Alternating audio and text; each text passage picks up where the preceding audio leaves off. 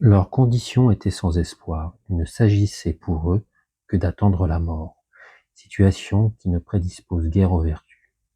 Tout était changé, l'air lui-même. Au lieu des bourrasques sèches et brutales qui m'accueillaient jadis, soufflait une brise souple, chargée d'odeurs. Un bruit semblable à celui de l'eau venait des hauteurs.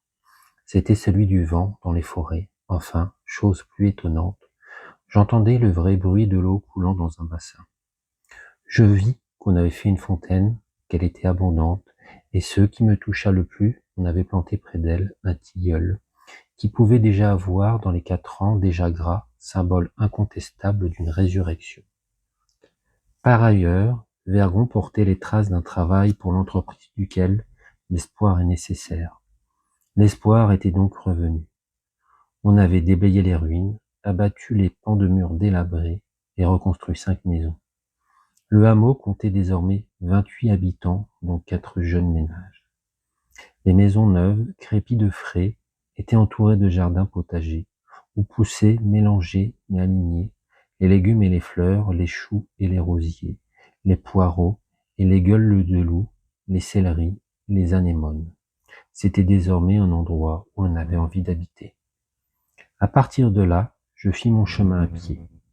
La guerre dont nous sortions à peine n'avait pas permis l'épanouissement complet de la vie, mais Lazare était hors du tombeau. Sur les flancs abaissés de la montagne, je voyais de petits champs d'orge et de seigle en herbe au fond des étroites vallées, quelques prairies verdissaient.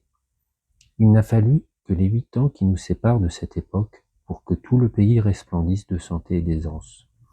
Sur l'emplacement des ruines que j'avais vues en 1913, s'élèvent maintenant des fermes propres, bien crépies, qui dénotent une vie heureuse et confortable. Les vieilles sources alimentées par les pluies et les neiges que retiennent les forêts se sont remises à couler. On n'en a canalisé les eaux. À côté de chaque ferme, dans des bosquets d'érable, les bassins des fontaines débordent sur des tapis de menthe fraîche. Les villages se sont reconstruits peu à peu. Une population venue des plaines où la terre se vend chère s'est fixée dans le pays, y apportant de la jeunesse, du mouvement, de l'esprit d'aventure. On rencontre dans les chemins des hommes et des femmes bien nourris, des garçons et des filles qui savent rire et ont repris goût aux fêtes campagnardes.